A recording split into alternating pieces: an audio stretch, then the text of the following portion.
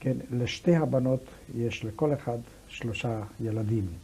לגדולה יש 3 בנים, ולקטנה יש 2 בנים ובת. כן, אז יש לכם 6 נכדים. 6 נכדים. בלי עין הרע.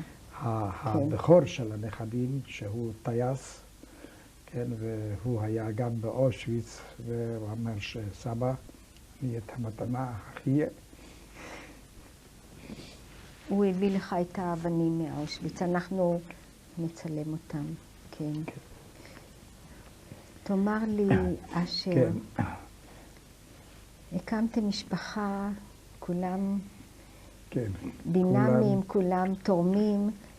היית רוצה לקראת סוף הרעיון לפנות אליהם באיזושהי אמירה אישית, לפני שאנחנו נעבור לצלם את התמונות?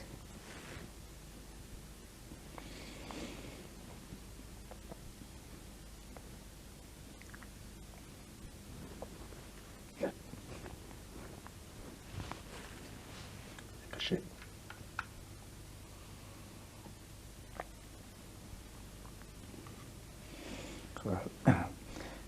הפנייה האישית, אני מלא תודה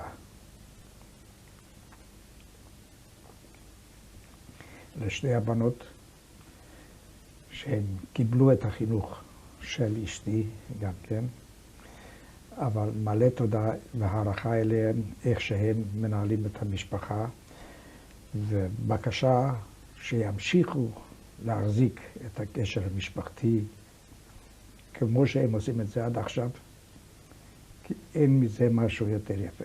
אנחנו כל סעודה, כל חג, נמצאים ביחד.